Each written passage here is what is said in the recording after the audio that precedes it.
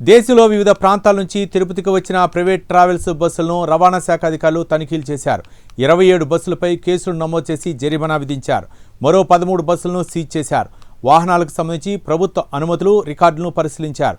హైదరాబాద్, బెంగళూరు, సేలం, మదురై, పాండిచ్చేరి, జబల్పూర్ నుండి తిరుపతికి చేరుకున్న బస్సులకు సరైన పత్రాలు లేకపోవడంతో సీజ్ చేశామని అధికారులు తెలిపారు.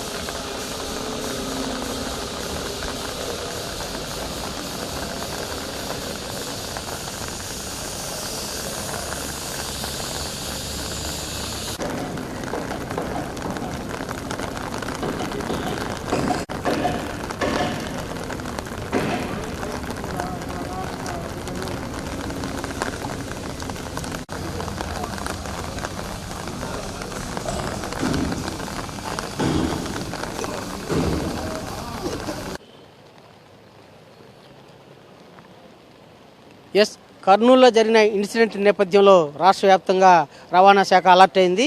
రాష్ట్ర వ్యాప్తంగా ప్రైవేటు వాహనాల తనిఖీలను ముమ్మరం చేసింది. రాష్ట్రంలో ఎక్కడా లేని విధంగా తిరుపతిలో దాదాపు 25 వాహనాల మేరకు సీజ్ చేసినట్టు కూడా అధికారులు అయితే స్పష్టం చేశారు. అలాగే వాటిల్లో 25 వాహనాలకి పెనాల్టీ వేశారు. 13 వాహనాలు సీజ్ చేసినట్టు కూడా అధికారులు అయితే స్పష్టం చేశారు. అయితే వాహనాల విధానం పట్ల ఎందుకు సీజ్ చేయాల్సి వచ్చింది, ఏంటి, వాటి యొక్క ఫిట్నెస్ ఏ విధంగా ఉంది, ఏంటి అనేది సో వాళ్ళు ఆర్టీఓ అధికారులు మనతో ఉన్నారు, వారిని అడిగి తెలుసుకుందాం. సార్ నమస్తే. ఇవాళ తిరుపతి అనేది పిలిగ్రిమ్ సెంటర్. రాష్ట్ర వ్యాప్తంగా, దేశవ్యాప్తంగా అనేక వాహనాలు ఇక్కడికి వస్తుంటారు, పిలిగ్రిమ్స్ వస్తున్నాయి. దీంట్లో భాగంగానే ట్రాన్స్పోర్ట్ అంటే ప్రైవేటు వాహనాల తాకిడి తిరుపతిలో ఎక్కువగా ఉంటుంది. ఈ నేపథ్యంలోనే ఇవాళ కర్నూలు ఇన్సిడెంట్ నేపథ్యంలో వాహనాల తనిఖీల్లో దాదాపు 13 వాహనాలు సీజ్ చేశారు, 25 వాహనాల పైన పెనాల్టీ వేశారు అంటున్నారు.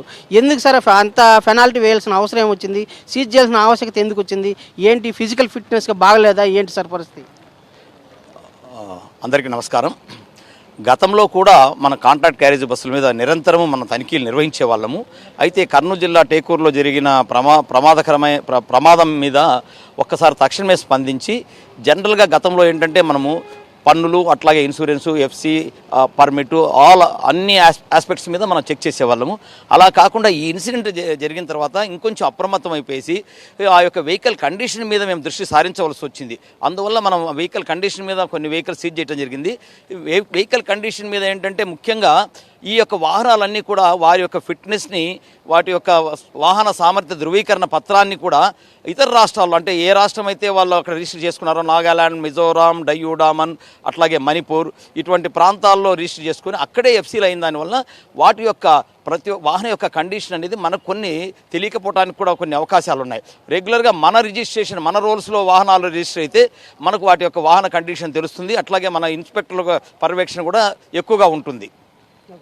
సార్ మీరు చెప్పండి సార్, ఇవాళ తిరుపతిలో మన ఆంధ్రప్రదేశ్లో రిజిస్ట్రేషన్ జరగకుండా ఇతర రాష్ట్రాల్లో రిజిస్ట్రేషన్ చేయడం వల్ల వాహనాల విధానం ఎలా ఉంది, ఇక్కడ ట్రాన్స్పోర్ట్ విధానాన్ని నిబంధనలకు బయట రాష్ట్రాల ట్రాన్స్పోర్ట్ నిబంధనలకు తేడా ఏంటి సార్? ఈ కర్నూలులో మన బాధాకరమైన యాక్సిడెంట్ జరిగిన తర్వాత ముఖ్యంగా మన తిరుపతి నుంచి వచ్చి వెళ్ళే వాహనాలన్నిటి కూడా భద్రతా ప్రమాణాల దృష్ట్యా వాటిని తనిఖీ చేయడం జరిగింది. ఇక్కడ భద్రతా ప్రమాణాలు అంటే ముఖ్యంగా మనం చూస్తే sleeper bus, non AC sleeper, AC sleeper, అట్లాగే మిగతా మామూలుగా సీటింగ్ కూడా AC seating, non AC seating అని 4 రకాలు చూసుకోవచ్చు మనం ఇది. సో వీటిలో నాన్ ఏసీ బస్సులకి అన్ని విండోస్ కూడా ఓపెన్ చేసుకోవచ్చు, మనం కావాల్సినప్పుడు మనం క్లోజ్ చేసుకోవచ్చు, ఆ విధంగా ఉంటాయి. అదే మీరు ఏసీ స్లీపర్ కానీ ఏసీ బస్సెస్ తీసుకుని వస్తే వాటిలో అన్నీ కూడా క్లోజ్డ్ విండోస్ ఉంటాయి. సో మనం ముఖ్యంగా మన జరిగిన సంఘటన దృష్ట్యా ఆ విండోస్ని ఏదైనా ప్రమాదం జరిగినప్పుడు మనం ఎట్లా దాంట్లో నుంచి క్షేమంగా ఆ ప్రయాణికులు ఎట్లా బయటికి రావడానికి వీలవుతుంది, దానికి కావాల్సిన ఏమేమి ఉపకరణాలు కావాలి, వాటిలో ముఖ్యంగా మనం గమనిస్తే ఇప్పుడు ఏసీ స్లీపర్ కోచెస్ వాటిలో సో ఏదైనా దుర్ఘటన జరిగినప్పుడు ఆ ప్రయాణికులు త్వరగా బయటికి రావాలంటే ఆ గ్లాసెస్ని ఇమీడియట్గా మనము బ్రేక్ చేయాలి. ఆ బ్రేక్ చేయడానికి కావాల్సిన ఉపకరణం ఏంటంటే డైమండ్ ఎడ్జ్ హ్యామర్ అంటాం, లేకపోతే డైమండ్ ఎడ్జ్ సుత్తి అంటాం. వాటిని ఖచ్చితంగా కూడా ఈ బస్సు ఓనర్స్, యాజమాన్యాలు ప్రతి విండో దగ్గర కూడా ఒకటి ఏర్పాటు చేయాలి. అది నిబంధన ప్రకారం ఉన్నా కూడా కొంతమంది వాటిని ఏర్పాటు చేయడంలో. ఇంకోటి ముఖ్యంగా ఏంటంటే దీంట్లో కొంతమంది ఏర్పాటు చేసినా కూడా వాళ్ళు చెప్తుంది ఏంటంటే ప్రయాణికులు కొంతమంది వాటిని కూడా తీసుకెళ్ళిపోతున్నారని చెప్పని వాళ్ళు చెప్తున్నారు. అది సో ఏదేమైనా కూడా వాళ్ళు తీసుకెళ్ళడం కూడా ఏర్పాటు చేయడం వాళ్ళది ఇది. అట్లాగే ఇంకోటి ఏంటంటే ఏదైనా అనుకోని ఇట్లా ఏదైనా ఫైర్స్ లాంటిది ఏదైనా జరిగినప్పుడు దాంట్లో ఆటోమేటిక్గా ఆ ఫైర్ని సప్రెస్ చేసే సిస్టమ్ అనేది ఒకటి మనకి నిబంధనలు ఉన్నాయి. దాన్నే ఫైర్ ప్రొటెక్షన్ సిస్టమ్ అంటాము. ఈ ఫైర్ ప్రొటెక్షన్ సిస్టమ్ మనకి గవర్నమెంట్ 1 అక్టోబర్ 1, 2023 తర్వాత రిజిస్టర్ అయిన అన్ని వాహనాలకు కూడా అది ఉండాలని ఉంది నిబంధనలో. కానీ ఆ వాహనాలు కొన్ని బయట రాష్ట్రాల్లో, ముఖ్యంగా సుదూర మణిపూర్, అరుణాచల్ ప్రదేశ్, నాగాలాండ్ రాష్ట్రాల్లో రిజిస్టర్ అయిన కొన్ని వాహనాలకి వీటిని ఏర్పాటు చేయడం లేదు. సో ముఖ్యంగా నిన్న తనిఖీల్లో మేము వాటిని గురించి అవి ఉన్నాయా లేదా, అవి ఏర్పాటు చేశారా అనే దాని గురించి మేము ప్రముఖంగా తనిఖీ చేయడం జరిగింది. అవి లేని వాటిని మాత్రమే మేము సీజ్ చేయడం జరిగింది. సో వీటిలో FDSS అనేది ఒకటి ఉంది, అవి స్లీపర్ కోచ్ అంటాం. దాన్ని FPS అంటే ఫైర్ ప్రొటెక్షన్ సిస్టమ్ అంటాం, నార్మల్ బస్సు ఉంటుంది అది. అవి లేని వాటిని మనము సీజ్ చేయడం జరిగింది. సార్ ఇవాళ ఇప్పుడు సీజ్ చేశారు వెహికల్స్, ఇది కాకుండా భవిష్యత్తులో వీటిని ఇదే విధానం అంటే తనిఖీల విధానం కొనసాగించే అవకాశం ఉందా? తప్పకుండా ఇది ఇక్కడ నుంచి ఇది క్రమం తప్పకుండా ఉంటుంది. నేను ముఖ్యంగా మా రవాణా శాఖ కమిషనర్ ఆల్రెడీ మాకు గత 6 నెలల నుంచి మేము వారానికి ఒక పర్యాయం తనిఖీ చేస్తున్నాము. ఇక మీదట కూడా ఇది ఇట్లాగే కొనసాగుతుంది. ఇది ప్రధానంగా వాహనాల తనిఖీల విధానంలో, రిజిస్ట్రేషన్ విధానంలో ఉన్నటువంటి ఇతర రాష్ట్రాల నిబంధనలకు రాష్ట్ర నిబంధనలకు తేడా ఉండడం వల్లే ఇవాళ వాహనాల కొన్ని అగ్ని ప్రమాదాల నివారణ పరికరాలు కూడా వాటిని కొన్ని క్యారీ చేయడం లేదని చెప్పేసి వాదన వినిపిస్తూ ఉంది. వాటి పట్ల కూడా ప్రభుత్వం ఆలోచించి చర్యలు చేపట్టాల్సిన ఆవశ్యకత ఉంది. ఇలాంటి తనిఖీలు ఇంకా ముమ్మరం చేస్తాము, కంటిన్యూగా నిరంతరం కొనసాగిస్తూ వస్తాము. భద్రతా పరంగా ప్రాధాన్యత కల్పించేలా తాము అన్ని విధాల చర్యలు చేపడతామని చెప్పేసి కూడా, అలాగే వాటిని పాటించేలా సూచిస్తామని చెప్పి కూడా అధికారులు అయితే స్పష్టం చేస్తున్నారు. Video journalist Ramakrishna, Ravi prime 9, Tirupati.